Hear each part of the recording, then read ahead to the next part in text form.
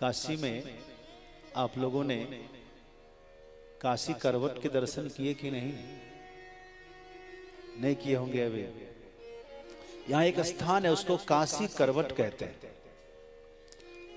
वहां नीचे शिवजी विराजमान है, ऊपर से दर्शन होता है। खोजते हुए जाएंगे आप विश्वनाथ गली में तो आपको स्थान के दर्शन होंगे। काशी करवट उसका नाम है, काशी करवट। आप सर्च भी कर सकते हैं गूगल पर। तो बड़ा सुंदर मुक्ति का वो स्थान है, उसके दर्शन से मुक्ति होती है। तो बंधुओं, ये वो स्थान है जहां पर जगत को मुक्ति मिले। ये कोई बड़ी बात नहीं है, स्वयं महादेव को भी यहां मुक्ति मिली है। आपको यह जानकर बड़ा आश्चर्य होगा, महादेव को मुक्ति कैसे मिलेगी? महादेव तो अमर पुरुष हैं। हाँ, एक प्रसंग आपने सुना होगा, शिव महापुराण में एक प्रसंग आता है कि एक बार ब्रह्मा जी से कुछ गलती हुई। गलती किसी से भी हो सकती है। वो ये हो गई कि भगवान विष्णु के साथ उनका संघर्ष हुआ और उसमें शिव जी का वो ज्योतिर्लिंग बीच में, दोनों के बीच में प्रकट हो गया। एक तरफ ब्रह्मा जी, एक तरफ भगवान विष्णु, दोनों के बीच में संघर्ष चल रहा था। तो शिव जी बीच में ज्योतिर्लिंग के रूप में प्रकट होते हैं। लेकिन इस ज्योतिर्लिंग का आदि अंत नहीं है, इसी को तो अनंत कहते हैं। परमात्मा का संसूचक शब्द है अनंत है, असीम है, अपार है। जो परम तत्व आदि अंत रहित असीम जन्मागोचर सर्वव्यापक और सर्वव्यापकता के परे है, उसे ही परम प्रभु सर्वेश्वर कुल मालिक मानते हैं। तो वो जो परमात्मा ज्योतिर्लिंग के रूप में प्रकट हुए, तो ब्रह्मा जी के मन में कौतूहल हुआ कि जरा इसका अता पता तो लगाएं कि इसका कहां तक है, ऊपर है, कहां तक नीचे है। भगवान विष्णु कहा ठीक है, हम लोग संघर्ष बाद में करेंगे, पहले इसका पता लगाते हैं। तो भगवान विष्णु नीचे की ओर पता लगाने जाते हैं, भगवान ब्रह्मा जी ऊपर की ओर पता लगाने जाते हैं। कई दिन कई रात गुजर जाने के बावजूद भी पता नहीं लगा पाए। जब नहीं लगा पाए और ब्रह्मा जी ने देखा कि एक केतकी नाम का पुष्प होता है, वो ऊपर से आ रहा है। ब्रह्मा जी ने पूछा भाई कहां से आ रहा है? कहा मैं भी बीच से ही आ रहा हूं, ऊपर तक मैं भी नहीं जानता इसका ऊपर कहां है, अंत कहां है।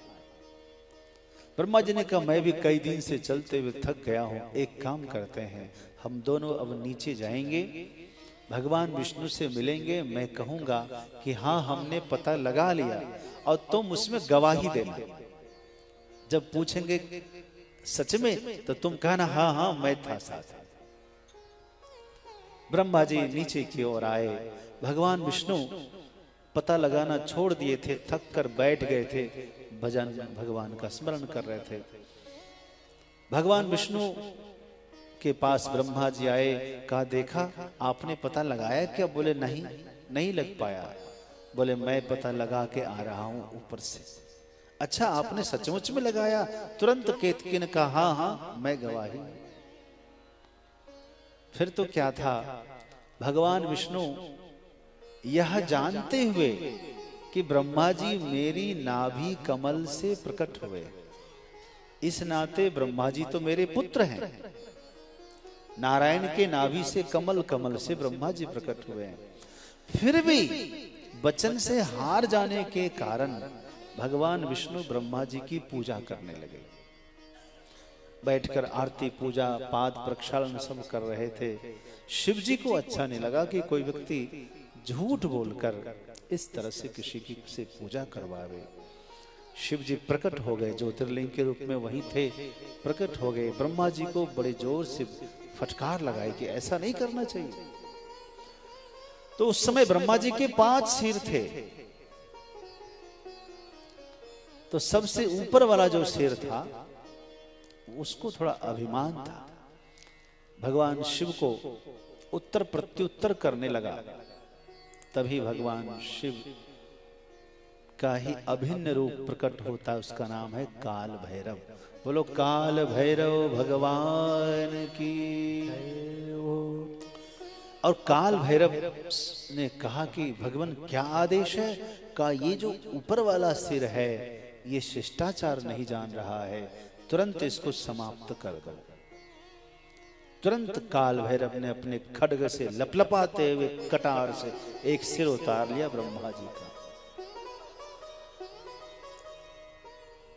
ब्रह्मा जी ने तुरंत साष्टांग दंडवत प्रणाम किया, कहा कि आपने अच्छा किया। ये वास्तव में जो ऊपर वाला सिर था, भगवान किसी को ऊपर सिर ना दे, क्योंकि जो इतना ऊपर देख के चलता है वो ठोकर तो खाता ही है। इसलिए चलते समय हमेशा नीचे देखकर चलना चाहिए, मार्ग देखकर चलना चाहिए। अब जो आदमी ऊपर तन के चलेगा वो तो ठोकर खाएगा कि नहीं। एक आदमी जा रहा था और गलियों में, काशी के गलियों में ऊपर से एक आदमी ने पान खाकर थूक दिया। पान खाकर पिक करते ना, तो उसके माथे पर गिरा। उसने यूं देखा, ऐ भाई देख के नहीं कर सकता, नीचे देख के करना चाहिए ना तुमको, ऐसे करता कोई? तो उसने कहा कि तुम ऊपर देखकर नहीं चल सकते क्या? अब बताओ। उसने कहा तुम ऊपर देखकर नहीं चल सकते। उसने कहा अच्छा, अभी ये तुम तो देखते नहीं इधर, बिना देखे तुम पान फेंके हो। हम यदि ऊपर देखकर चलते तो अभी माथा की जगह हमारा मुंह होता।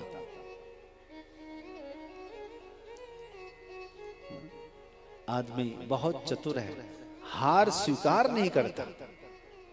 हारना किसी को आता ही नहीं है। हम भगवान को उल्टे हार पहनाते हैं और भगवान हमारी हार स्वीकार कर लेते हैं। लो तुम लोग तो नहीं स्वीकार करोगे, मैं ही हार स्वीकार करता हूं। ये हमारे ठाकुर जी की विशेषता है। ब्रह्मा जी ने कहा कि प्रभु ये सिर कभी नीचे नहीं देखता था और हमेशा ऐसे ही अहंकार में आड़ी टेढ़ी बातें करता था। आपने बहुत अच्छा कर दिया। उसके बाद शिव जी ने ब्रह्मा जी को ओंकार तत्व का उपदेश किया। भगवान विष्णु को भी ओंकार तत्व का उपदेश किया।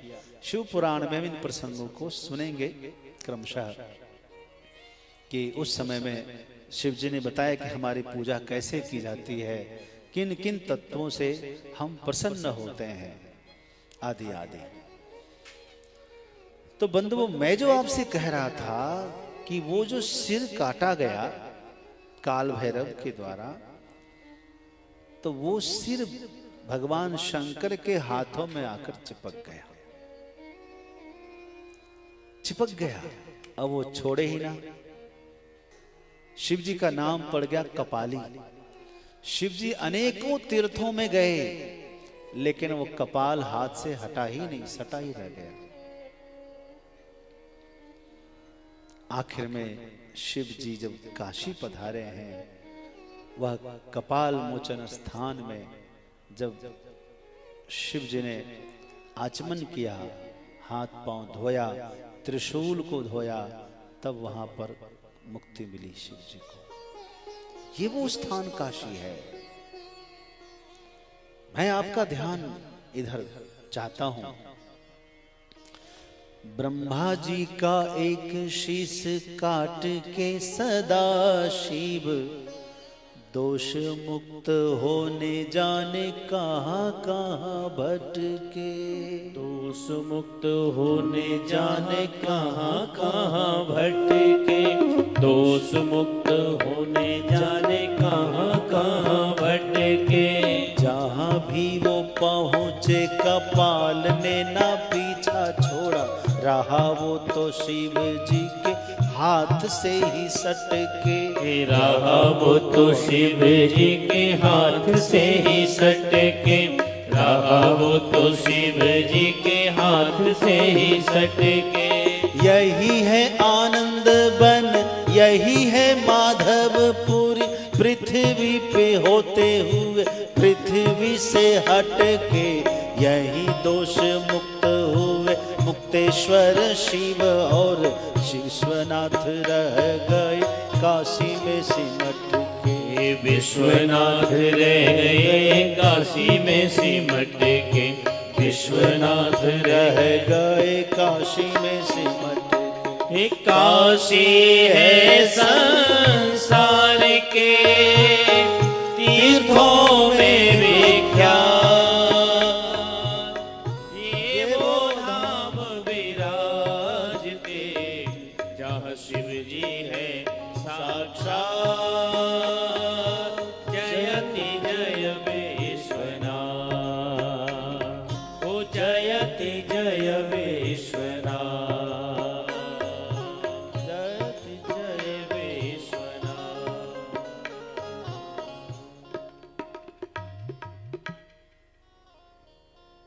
वो ब्रह्मा जी का एक शिष्य काट के सदाशिव दोष मुक्त होने जाने कहां कहां भटके। जहां भी वो पहुंचे कपाल ने न पीछा छोड़ा, रहा वो तो शिव जी के हाथ से ही सटके। फिर आखिरी में यहां पहुंचे, इसका नाम है आनंदवन, इसका नाम है माधवपुरी। ये पृथ्वी पर होते हुए भी पृथ्वी से हटकर है और यही दोष मुक्त हुए मुक्तेश्वर शिव, इसलिए विश्वनाथ रह गए काशी में सिमट के।